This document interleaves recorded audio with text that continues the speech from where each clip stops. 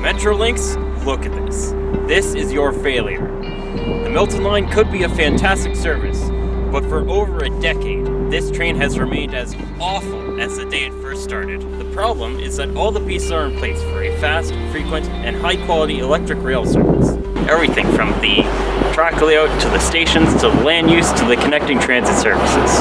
And there's plenty of opportunity for branching services on this line, yet you continue to shoot yourself in the foot. For example, the Orangeville Brampton Railway, which we have not protected for future reactivation.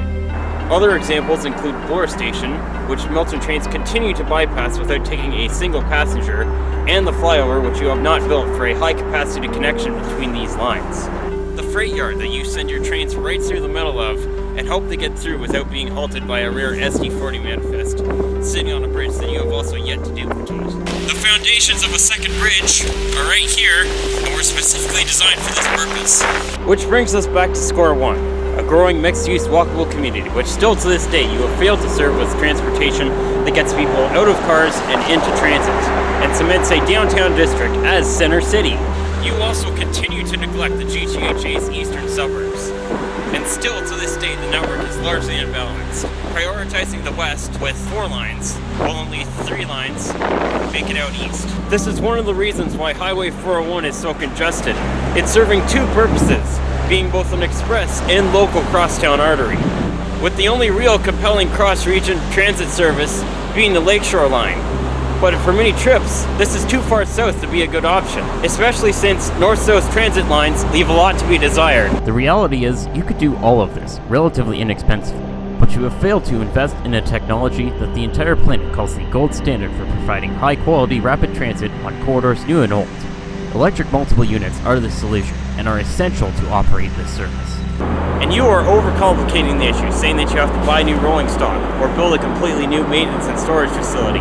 You can do this easily and inexpensively by adding traction and control equipment to the Bombardier Bilal coaches and cab cars. And you are not allowed to blame Canadian Pacific for this failure, because you have solved this exact issue before with Canadian National. Money talks, and you've proven that with some negotiations, you can offer excellent service with no modification to the existing infrastructure. And don't you dare listen to CP's lies about electrification. Double-stack intermodal cars are not an insurmountable obstacle. With proper engineering, overhead catenary can easily overcome this issue. But at this very moment, you have done almost nothing to clot the wound that is currently bleeding greenhouse gases into the atmosphere and forcing Canadians into bankruptcy while chasing the American dream and the very crux of the disaster. $640 million that the government above you has spent to widen this monstrosity and add express lanes. And worse yet, ramming Highway 413 through the Greenbelt. It has been said so many times that I feel like a broken record saying it again. There is no solution to traffic congestion except viable alternatives to driving.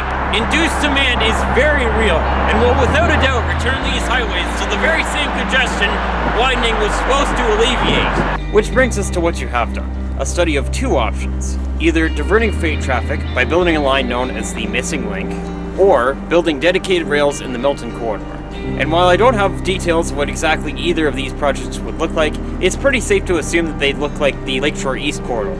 And I cannot even begin to describe how monumentally awesome this development would be. Dedicated tracks in the Milton corridor is everything I have ever wanted. But even this is too little too late.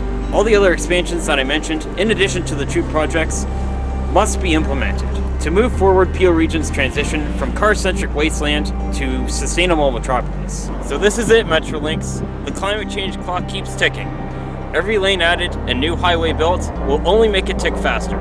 It's high time to get rid of the outdated, inefficient, and wasteful commuter rail service pattern that so many transit agencies, yourself included, are trying so hard to distance from. Because in this day and age of decentralized cities and work from home, this service pattern does not work for anyone. It's time to fix and invest in the rail network that you have been mandated to operate. Dedicated rails for the Milton line and the Missing Link are both fantastic projects, and both must be built. Keep this train rolling, Metrolinx, and do not stop it for anything.